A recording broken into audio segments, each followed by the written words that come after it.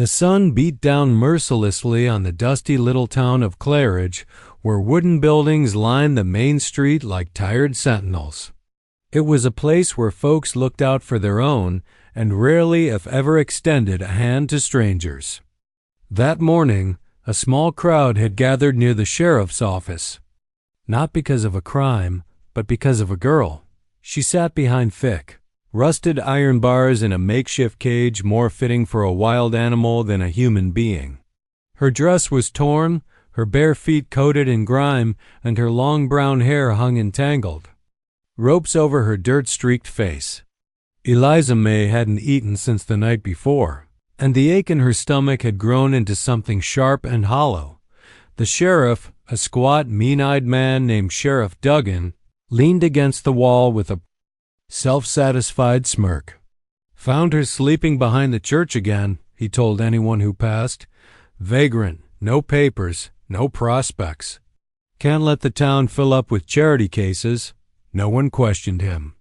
No one asked what she'd done beyond being poor and alone. The baker's wife shook her head disapprovingly. A ranch hand laughed and tossed a peanut shell at her through the bars. No one offered her water. No one even looked her in the eye, but then came the sound of hooves, steady, slow, and deliberate. Boone Whitaker, tall in the saddle, approached. The scene. A broad-shouldered man with a weather-worn face and deep-set gray eyes. Boone was known around Claridge as a widower rancher with 5 children and too much silence around him. His wife had died giving birth to their youngest 2 years ago, and since then, Boone had spoken only when necessary. He'd come into town that day for supplies, flour, coffee, and a pair of boots for his eldest daughter, Sadie. But as his horse clopped past the sheriff's office, he pulled up short. His eyes landed on the girl in the cage. She looked up just briefly. In that instant, Boone saw something he didn't expect. Not just fear or desperation, but a flicker of defiance. The kind of fire a soul held on to even after everything else had been taken. Boone dismounted, tying his horse to the rail before walking slowly toward the sheriff. "What's this?" he asked, voice low, and dry-dot Sheriff Duggan snorted. "Vagrant. Been sleeping behind the church for 2 nights.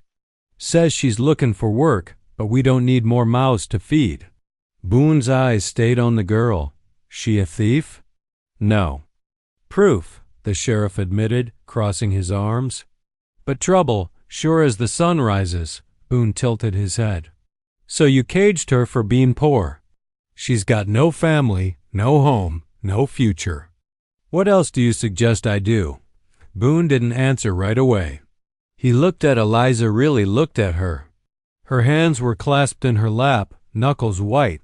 Her lips were cracked, but her jaw was set like she refused to beg. "What's your name?" Boone asked her. Eliza blinked. It took her a second to realize he was talking to her. No one ever did. "Eliza," she whispered hoarsely. "Eliza May. You got anyone in the world, Eliza May?" She shook her head once. The sheriff stepped in. "Now, Boone, don't get involved in this. You've got enough on your plate." Boone turned back to Duggan. "She's not an animal. If she hasn't stolen anything, you got no right keeping her caged like one." Duggan frowned. "You plan on tacking her in?" Boone paused. The weight of the decision pressed on him like a full saddlebag.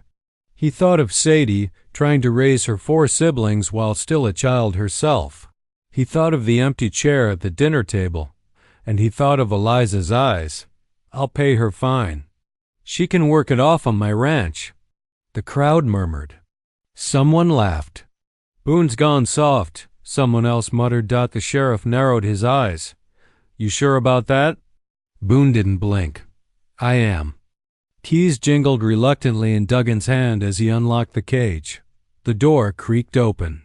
Eliza didn't move at first, afraid it might be a trick. "Go on," Boone said gently. "You're free now." Eliza stood slowly, her legs weak. She stepped out into the open sunlight, squinting against the brightness. She looked up at Boone, unsure whether to thank him or run. Boone nodded toward his horse. "We ride west. It's a long way home." And just like that, the girl with no name, no family, and no future took her first step towards something she never thought she'd have again, a chance. The ride back to Boone's ranch was quiet, save for the wind sweeping over the plains and the rhythmic clop of hooves against the dry dirt road. Boone didn't say much, and Eliza didn't dare ask questions. Every now and then, she cast a sideways glance at the man who had pulled her from that cage. He rode with a quiet strength, upright in the saddle, reins loose in his weathered hands. His face was set like stone, eyes shadowed beneath the brim of his hat. Eliza wanted to thank him desperately, but the words felt too small. The sun was dipping toward the horizon when Boone finally spoke. "You ever work on a ranch before?" Eliza blinked. "No, sir. Just odd jobs, kitchens, laundry, chicken coops mostly." He gave a slow nod. "Well, there's work. And I ain't expecting charity. You'll earn your place." Eliza sat straighter in the saddle. "I want to. I don't want to be a burden." Boone looked at her, just briefly. "Good." They said nothing else the rest of the ride. Boone's ranch sat nestled in a wide valley of golden fields, with pine-covered ridges standing like guardians in the distance. The house was sturdy and plain, with smoke curling from the chimney and chickens pecking around the yard. A barn stood off to the side, flanked by fencing in need of mending. Children's voices reached them before they crossed the fence line. 5 of them Boone's brood. Sadie, the eldest at 15, stood on the porch with a washcloth in her hand and suspicion in her eyes. The others came bounding from behind the house. Luke, Tommy, Millie, and little Jacob, who was barely out of diapers. They stopped short when they saw Eliza. Boone dismounted. "Supper ready?" Sadie nodded but didn't take her eyes off the newcomer. "Who's she?" Boone glanced at Eliza, then back to his daughter. "Her name's Eliza. She'd be helping around the place." Sadie's jaw tightened. "You brought her home? She's got nowhere else." The girl said nothing, just turned and walked into the house. The other children followed, curious but quiet. Boone led Eliza to the porch.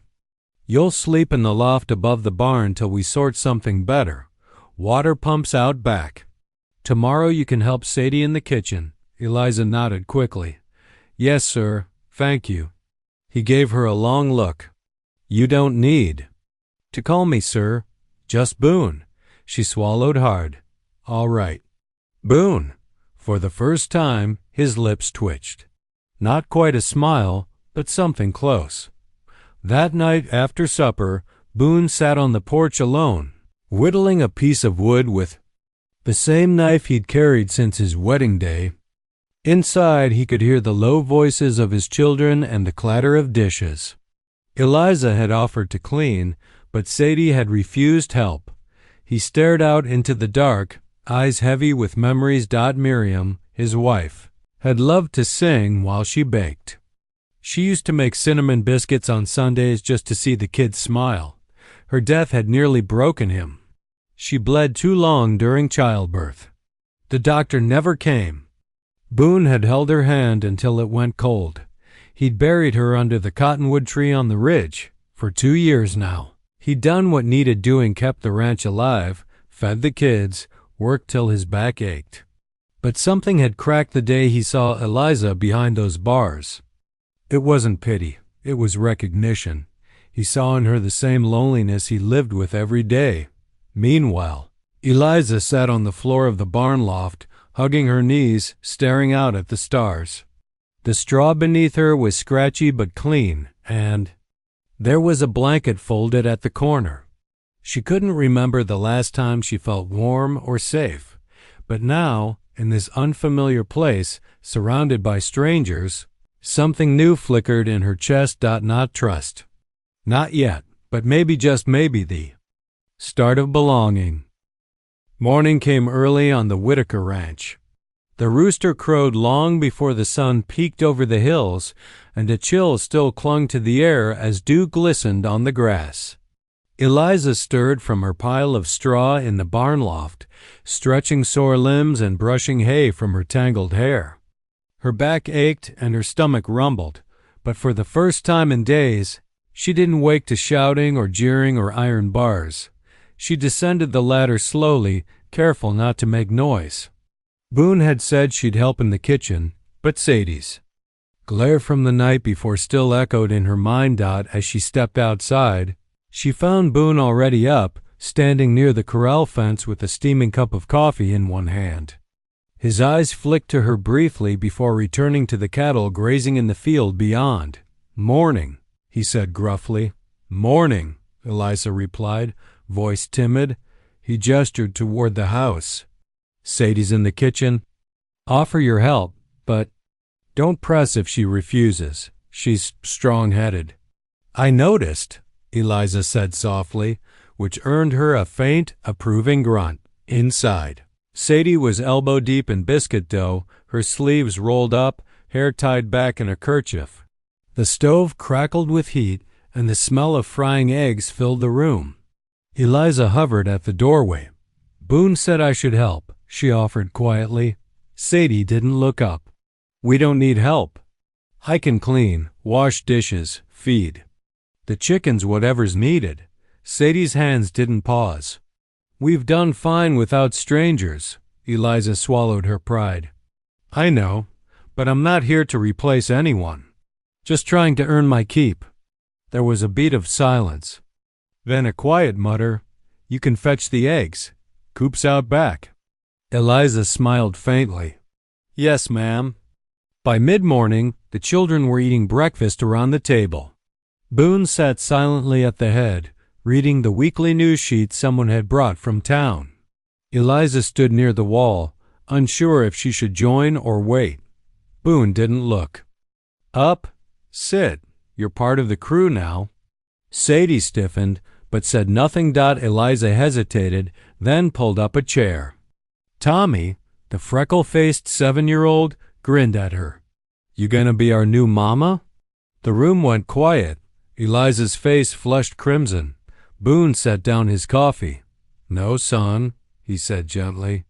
"Eliza's a helper." "Oh," Tommy mumbled, cheeks puffing as he bit into a biscuit. Sadie's eyes narrowed, but Boone's calm voice had diffused the moment. Later that day, Boone and Eliza rode into town with a wagon to restock supplies. The children stayed behind under Sadie's watch. The town was quiet, but word had spread fast. Boone riding alongside a girl like Eliza raised more than eyebrows. It stirred talk. As they passed the dry goods store, a woman with a parasol turned her back. The blacksmith muttered something under his breath. Boone ignored them all. At the general store, Boone loaded oats, flour, and nails into the wagon while Eliza browsed quietly. She picked up a bar of soap and a worn brush, eyes scanning the price. Boone noticed. "You need it, get it." "I don't have money." "You're working. That counts." Her eyes flicked to his, full of confusion. "You trust me already?" Boone sighed, pausing his loading. "No, but I trust what I saw when they had you caged. You didn't cry. You didn't beg. You didn't break." Eliza looked away. "Crying never helped me before." Boone's voice dropped low. "Me neither." As they rode home, Eliza sat quietly, clutching the small brown bag with soap and a hairbrush inside. Her heart was tangled. In emotions she didn't know how to name: gratitude, fear, guilt, and something dangerously close to hope. Back on the ranch, Sadie met them at the porch. "Miss Walker came by," she told Boone. "Yeah?" She said, "The church folks are wondering why we brought a cage girl into our home." Boone's face hardened. "Tell him she's not in a cage anymore." "That should be enough," Sadie frowned. "They won't understand." "I'm not interested in explaining," he said, walking past her. Sadie turned her glare to Eliza. "This was a mistake." Eliza didn't answer. She felt it too, the tension, the judgment, the way her presence upset the fragile balance of a grieving household. But it was Boone's next words that kept her grounded. "We all make mistakes, Sadie." The mistake would have been leaving her in that cage. That night, as stars blinked into the sky, Boone sat on the porch again, whittling in silence. Eliza passed by, heading toward the barn. "You held your own today," he said without looking at her. "I didn't drop the eggs," she replied. With a small smile, Boone smirked. "That's a start."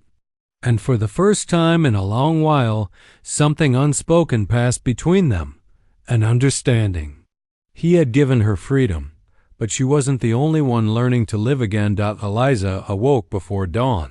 The barn still cloaked in soft darkness, lit only by the faint glow of moonlight slipping through the slats. The straw beneath her had become familiar, and though the air was cold, it no longer felt cruel. She wrapped the thin blanket around her shoulders and listened to the early stirrings of the ranch roosters crowing in the distance, the lowing of cattle, the creak of wood as the wind passed over the house. Today she would work harder than ever. She'd watched how Sadie moved through the kitchen with purpose, how she disciplined the younger children, how her face seemed older than her years. Sadie didn't like her, not one bit, but Eliza understood why. She was a stranger. Worse, an outsider who had arrived under a cloud of shame and suspicion. But Eliza had seen the same kind of tight-lipped pride in herself when she'd been alone. On the road, surviving with nothing but willpower and an empty stomach.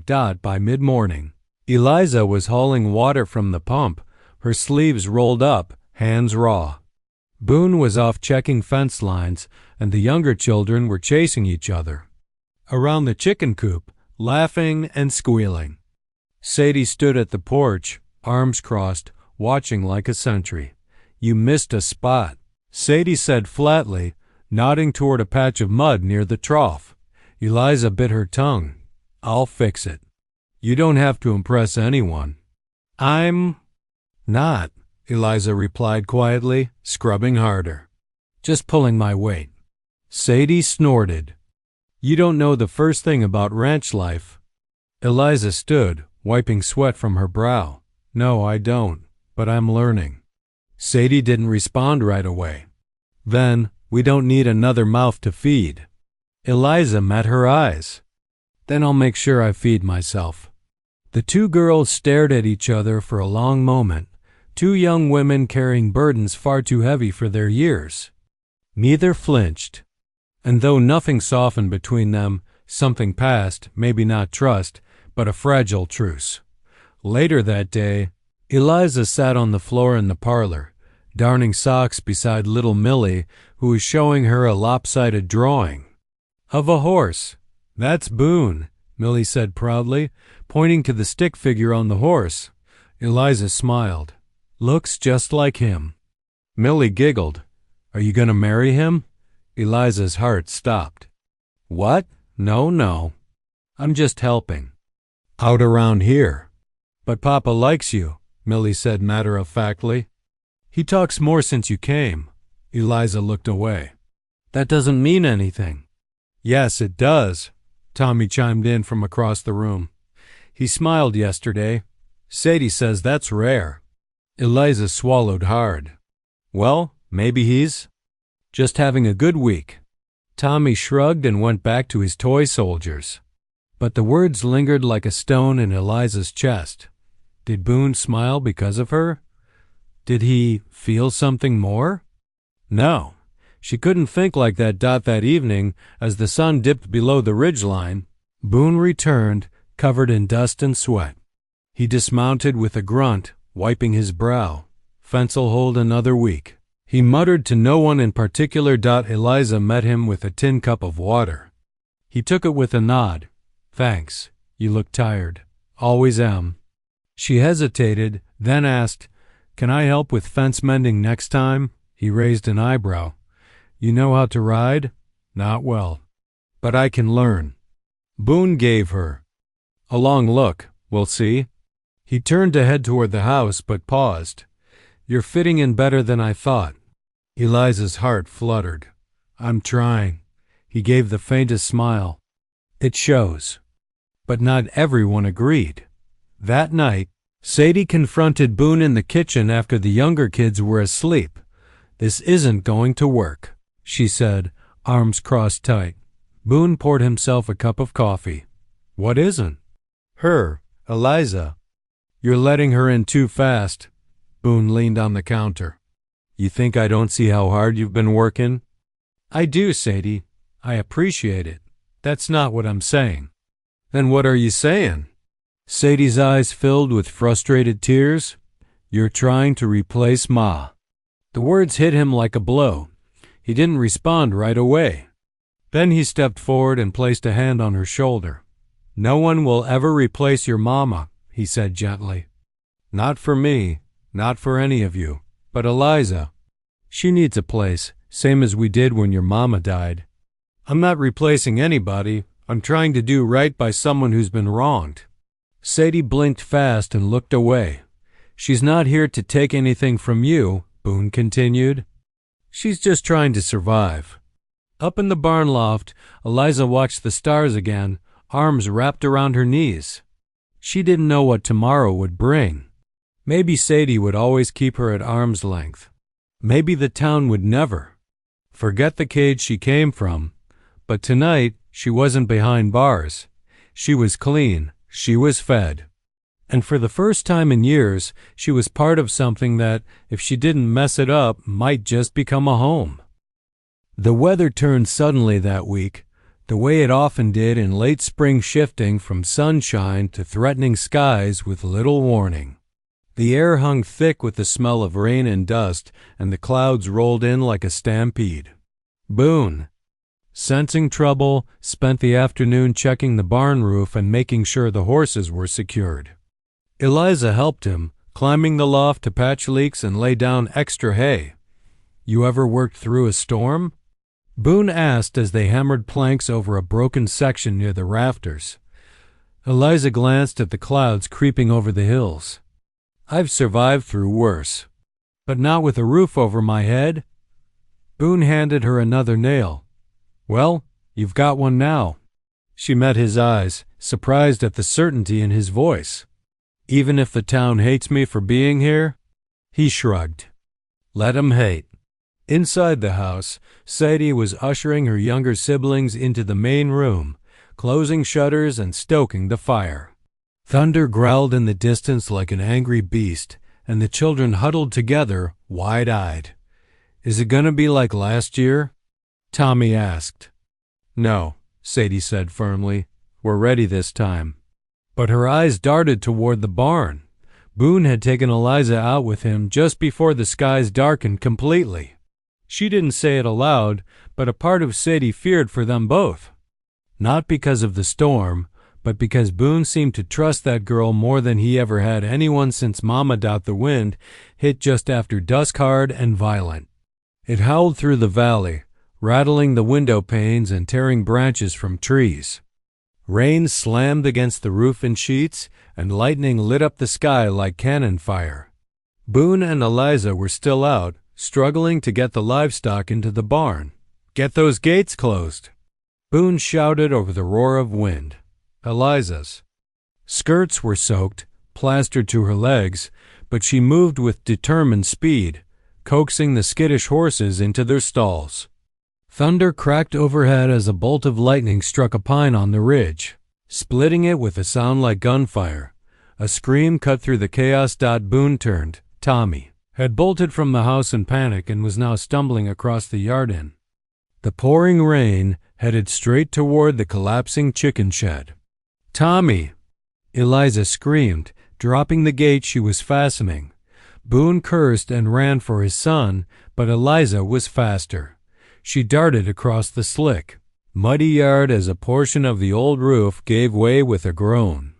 Tommy slipped, falling face first into the mud, and Eliza flung herself over him just as wooden beams crashed down inches away. Boone reached them seconds later, scooping Tommy into his arms and pulling Eliza to her feet. "You out of your mind?" He barked, but his voice shook more from fear than anger. I couldn't let him get crushed. Eliza gasped. Boone looked at her, his soaked hat sliding off as the rain poured down. Her face was muddy, her arms scraped, but her eyes were steady. He wanted to say something, but he didn't know what. Back inside, Sadie met them at the door, eyes wide as she saw her muddy brother and Eliza soaked to the bone. Boone carried Tommy in, wrapped him in a blanket, and handed him off to her. Sadie looked at Eliza. You went after him. Eliza nodded, teeth chattering. Why? Eliza hesitated. Because he's yours. And now, in some way, he's mine too. That silenced Sadie. She turned without a word and took Tommy into the bedroom. Boone returned a moment later with a dry towel and a blanket for Eliza. You all right? She nodded. Just a little cold. He watched her for a moment, then said quietly, You didn't have to risk yourself like that. Yes, I did, she said, meeting his gaze.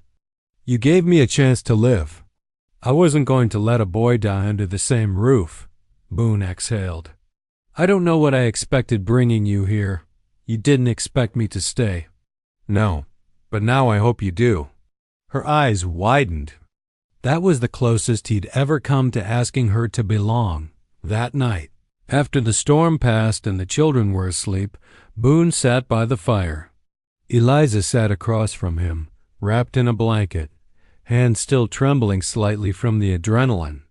He looked at her not like a man seeing a servant or a stray soul he'd rescued, but as a man seeing a woman who had just risked her life for someone else's child. You saved my boy, he said softly. You saved me first. Boone leaned back, the firelight flickering over his tired face. Maybe we're both saving each other. And in that quiet moment, with the storm past and the house still standing, something settled between them, something stronger than fear, deeper than duty, a connection. The storm had cleared the skies. By morning, leaving behind a world washed clean puddles glistened on the dirt road, the pasture smelled rich with damp earth, and a golden light poured over the Whitaker ranch. But inside the house, a tension still lingered, quieter than thunder. But just as heavy. Boone had already saddled his horse before sunrise, heading into town for nails and roofing supplies. The barn had taken more damage than he'd expected, and the chicken coop needed rebuilding altogether. He hadn't said much to Eliza before he left, just a low thank you, that still echoed in her heart like a promise. Eliza remained at the ranch to help Sadie and the children. Sadie didn't speak much that morning either, but she didn't bark orders or cast glares. That in itself felt like progress. In town, Boone's arrival didn't go unnoticed. He rode through Claridge's main street with his usual calm, but the townsfolk were already watching, whispering. The events of the past week, the cage, the girl, the rescue had become the talk of the settlement. Boone tied his horse at the post outside the general store and stepped inside, nodding to Mr. Halverson, the shopkeeper. Need nails. And some planks, if you got 'em, Boone said. Halverson raised an eyebrow. That storm hit your place bad? Barn roof. Chicken co-op collapsed. The man paused, then added with a dry smirk. Heard you're new. Helper was out in it too. Boone's jaw tensed. She saved my boy's life. That so? Boone met his eyes, unflinching. That's so. Halverson didn't say anything more, just went to gather the supplies. But Boone could feel the judgment hanging in the air like smoke. Outside, the preacher's wife stood with two other women, whispering behind lace gloves. She's still there? One asked. Imagine what the children must be learning from her. The other sniffed. Boone caught every word. When he stepped out of the store with a sack of nails slung over his shoulder, the preacher himself, Reverend Calder, approached. Boone, he said with an affable tone. A word, if I may. Boone stopped on the porch, keeping his face neutral. Reverend, I hear you've taken in that girl. Eliza May. That a sin? Not by law. but as shepherd of this town's souls, I feel compelled to speak. Folks are concerned. They don't know her story. She was caged, Boone. Found sleeping behind the church, remember? Boone's voice was quiet but sharp. You mean the same church that turned her away? Calder blinked. I know you mean well, Reverend. But that girl has done more for my children in a week than most in this town have in 2 years. Calder's jaw tightened. You have 5 children. What kind of example are you setting, bringing a woman like that into your home? Boone didn't flinch. One of compassion, of second chances. You preach that, don't you? The Reverend couldn't find a reply. Without another word, Boone turned and mounted his horse, the sack of supplies resting behind his saddle. He rode out of town without looking back. Back at the ranch, Eliza was in the yard helping Tommy and Millie collect loose boards from the storm's wreckage. Sadie watched from the porch, arms crossed, but not with disdain this time. With curiosity, Boone returned just as the sun reached its peak. He handed out tasks calmly, Sadie to fetch tools, Tommy to hold nails, Eliza to help brace beams. The rebuilding began with quiet cooperation. When the co-op was halfway up, Boone paused and looked at Eliza. Town still talking. Eliza wiped her brow. What else is new? They'll never stop, you know, he said. But I'm done letting other people's opinions run this place. She met his eyes. And me? Am I still just help around here? Boone didn't answer immediately. He looked out over the fields, the home he'd built with his own hands, the family that was growing more complicated by the day. No, he finally said. You're more than that. A long pause. You're becoming one of us. That evening, they ate together as a family. No glares, no sharp words. Even Sadie passed Eliza the stew pot without hesitation. After the meal, as Boone stood to take his plate to the sink, Jacob reached out with chubby fingers and tugged Eliza's sleeve. Will you sing like Mama did? He asked softly. The table went still. Eliza looked at Boone. He gave a small, almost imperceptible nod. So Eliza began to sing low and trembling at first, then stronger. An old lullaby, sweet and worn. The children went quiet. Sadie stared into her bowl, unmoving. Boone leaned against the wall, arms crossed, eyes soft. When the song ended, Jacob clapped his hands once, sleepily. Tommy smiled. Sadie stood, brushing past Eliza on her way to the dishes, but her fingers brushed Eliza's hand. Not an accident. An acknowledgment. In a town that refused to forget her past, Eliza was slowly building something stronger than approval. She was building a place where she was needed and wanted and perhaps even loved. The days following the storm were the calmest Eliza had ever known. The rebuilding brought the family closer together. Sadie softened a little more each day. The children began calling for Eliza like she'd always been there, and Boone had started looking at her not with suspicion, not with duty, but with quiet admiration. But peace, as Eliza had learned long ago, never stayed long. It began the morning Boone went into town alone again to settle a debt at the feed store. Eliza was in the barn brushing down the horses when Sadie burst in, breathless and pale. There's a man in town, she said, her voice sharp with fear. A skin about you. Eliza froze, her hand tightening on the brush. What kind of? Man? Tall. Wears a dark coat. Mean look about him.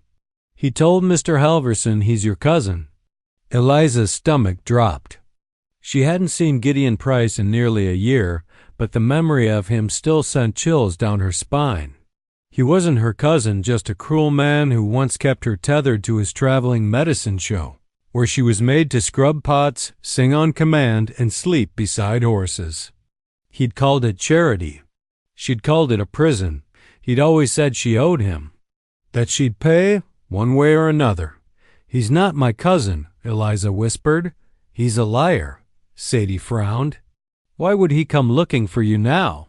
Because He doesn't like letting things go, especially people. Boone returned by dusk, his jaw tight.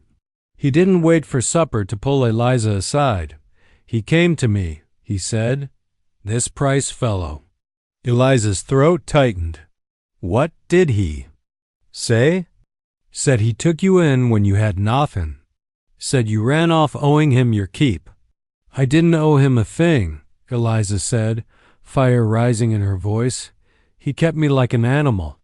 Never paid me, barely fed me. I wasn't free. I escaped. Boone believed her. He didn't need more proof.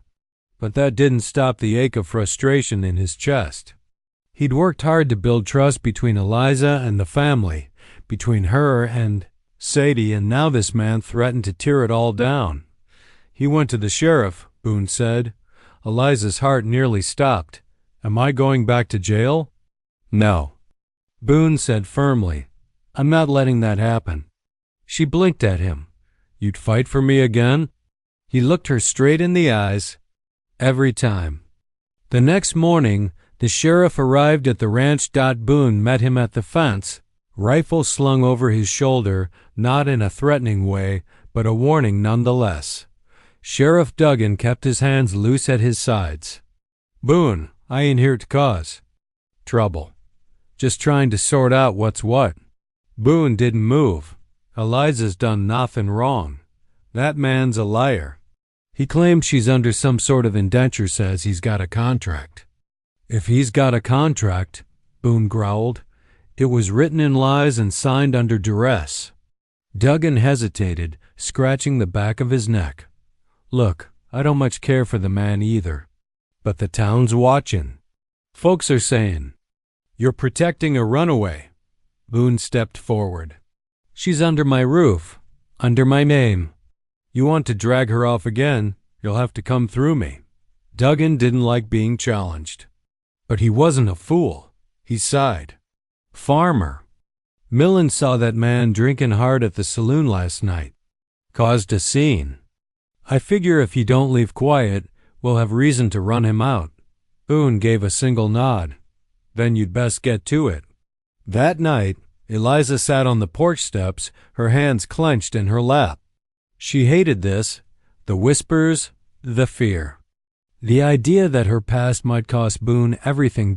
When he joined her, she didn't look up. I should leave, she said softly. This isn't fair to you or the kids. Boone sat beside her. You think running will solve it? It might. Keep you safe, he turned to her. You leaving is the only thing that doesn't feel safe anymore. That stilled her. I've lost someone before, Eliza, he said quietly. My wife. And I swore I wouldn't open myself up again. But then you came dirty, angry, caged, and I saw something worth protecting. You've made this house feel whole. Eliza's breath hitched. And if my past keeps knocking? Boone's voice was firm. Then I'll keep answering the door. At dawn, word spread through town that Gideon Price had been arrested after trying to bribe the sheriff and threatening the saloon owner's daughter. He was run out of Claridge under threat of jail time. Boone received the news with a simple nod. Eliza received it with quiet tears. Sadie, watching her from the kitchen window, finally came out and sat beside her on the porch. Guess you were telling the truth, she said. I always was. Sadie looked out at the fields, then added, Tommy asked if you'd braid his hair again tonight. Eliza smiled through her tears. I'd be honored. And just like that, the last wall between them crumbled. Her past had come back, but it had no power here anymore because Eliza finally had something stronger than fear. She had a family willing to fight for her. The days following Gideon Price's departure were the most peaceful Eliza had known in years. The skies stayed clear. The town finally quieted.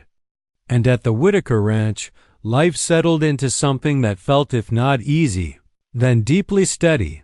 She rose before the sun, helped Sadie bake bread and gather eggs, taught Tommy his letters when Boone was out riding fence lines, and sang Millie to sleep in the evenings. Even the barn loft, still technically her room, had taken on the feeling of home, but something had shifted. Not just in her, but in Boone. He watched her differently now, not cautiously. Not like a burden, but like a woman he was trying hard not to feel too much for. One late afternoon, Boone returned early from town, dust on his boots and something unusual in his eyes. Eliza was pulling laundry from the line when he approached her, hat in hand, the wind ruffling his shirt. "Got a question for you," he said simply. Eliza shielded her eyes. "What kind of question?" "The kind that changes things." She turned fully to face him, brows raised. "I want you to stay," he said.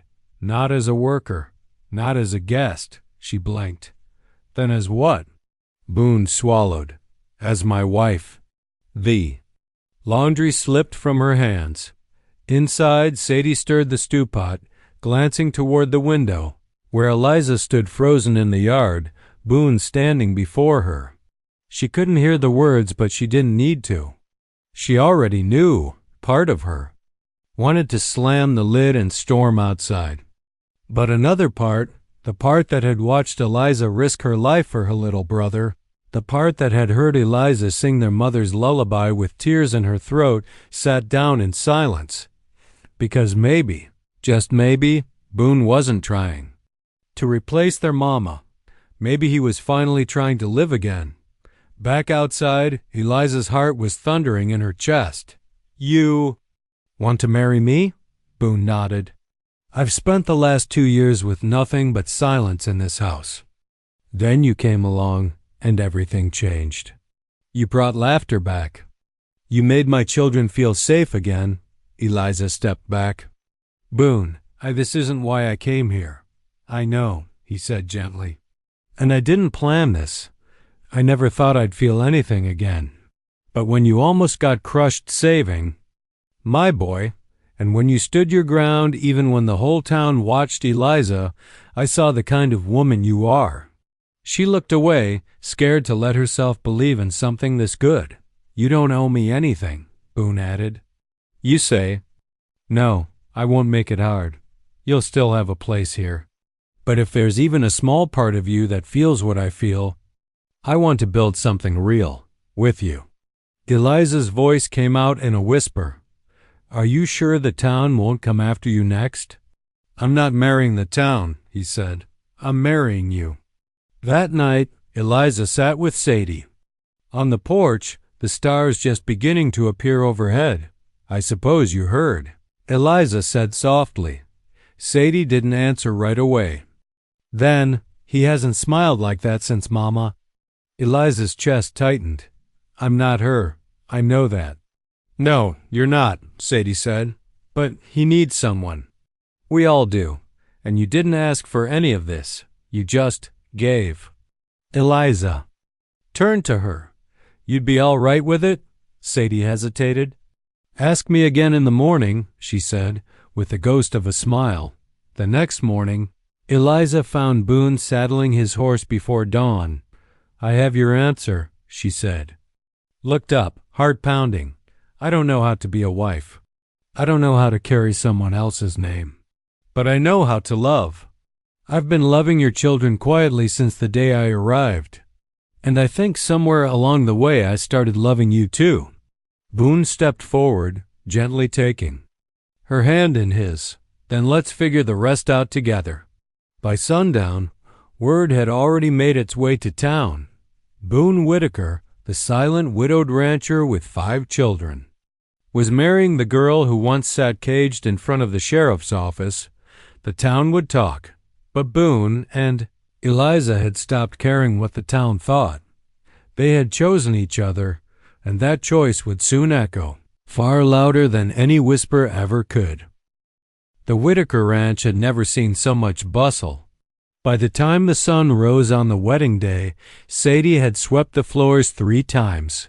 Tommy had spilled flour across the kitchen table twice, and Boone had already fixed the back gate and trimmed his beard for the first time in months. Eliza stood in the barn loft, staring at herself in the cracked hand mirror Sadie had quietly placed there that morning.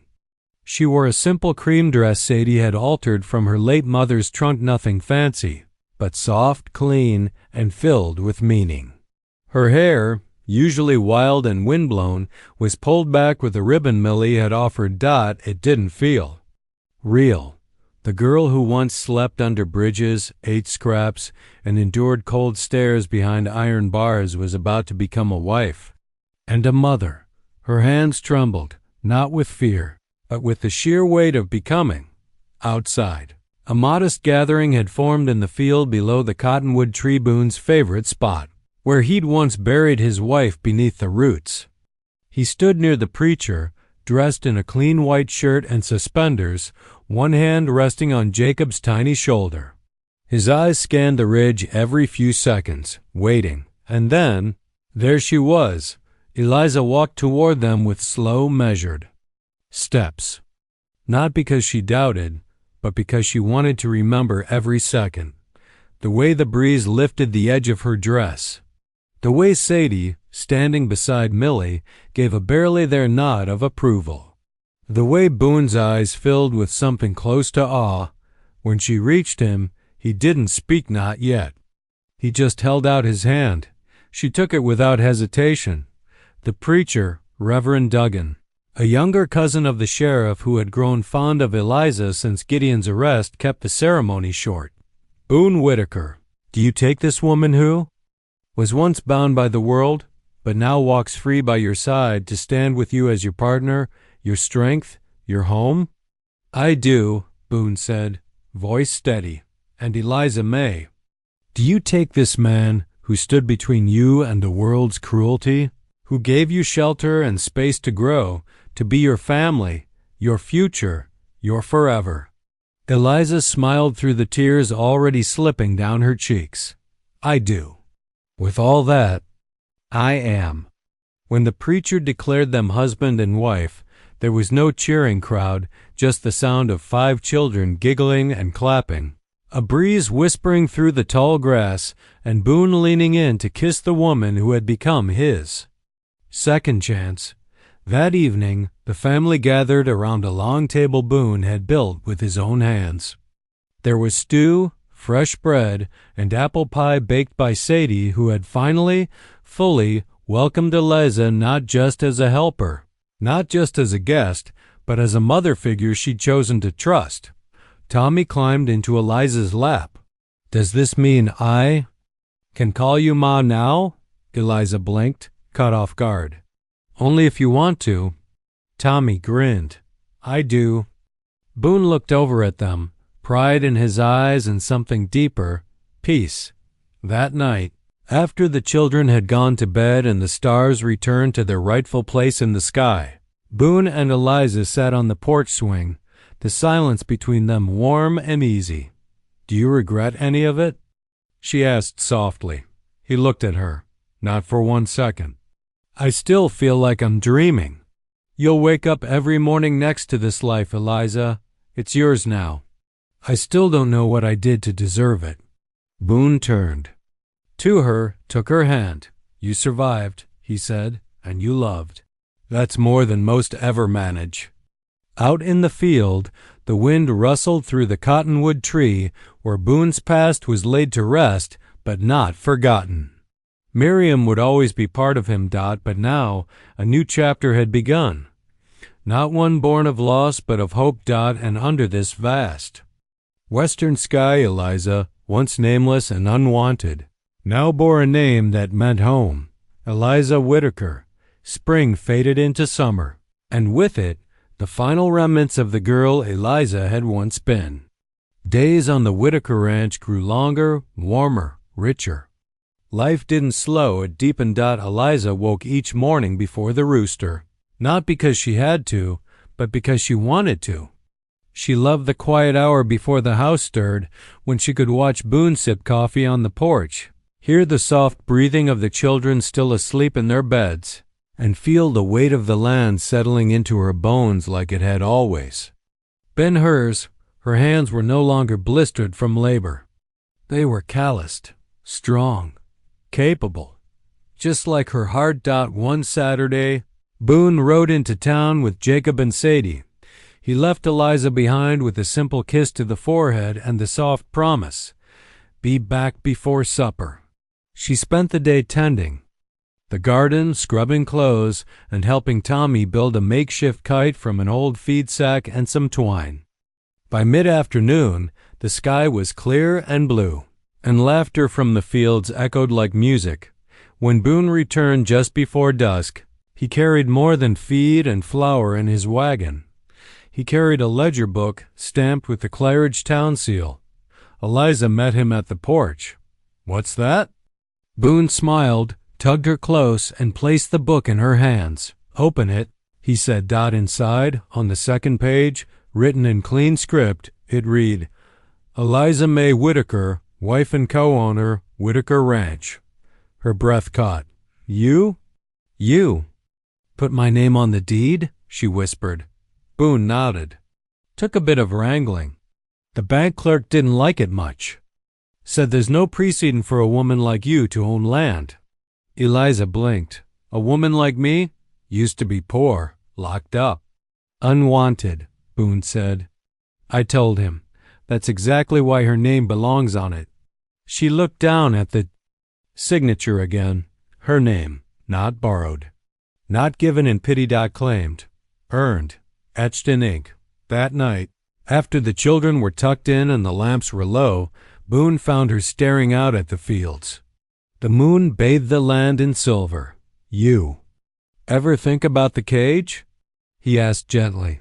"All the time," she replied. "Does it still scare you?" She turned to him, eyes clear. "No, not anymore. Because now I know cages don't define people. Choices do." He nodded, pulling her close. "You're not who you were, Eliza." "I know, but I had to be her to become this." Word of the marriage and the deed traveled fast, of course. Claridge would never be the kind of place that forgot where someone came from. But over time, they also came to see who Eliza chose to be, a woman who mended fences after storms, a stepmother who sang lullabies in the dark, a partner who worked beside Boone without complaint, a neighbor who shared stew and helped mend quilts and chased off coyotes with a rifle when needed.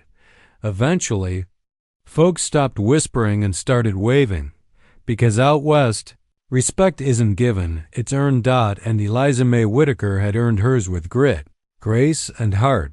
One Sunday after church, an older woman approached Eliza as she walked with Sadie and the children. "You've changed this place," the woman said. "That's not easy." Eliza simply smiled. "I didn't change anything. I just found my place in it." In the years to come, the Whitaker Ranch would grow. Tommy would take over the horse training. Millie would write poems about her mama's singing. Jacob would forget Eliza wasn't born his mother because love doesn't measure blood. And Boone? Boone would always rise with the sun, saddle his horse, and ride out across the land. Only now, he'd always look back to the house where Eliza stood in the doorway, waving, because she wasn't the girl in the cage anymore. She was the woman who broke free and built a life bigger than the one stolen from her. No family, no future. That's what they once said, but they were wrong. She had a name, a home, a family of her own, and a place that would carry her story through the generations. Right there in the valley where love rewrote everything.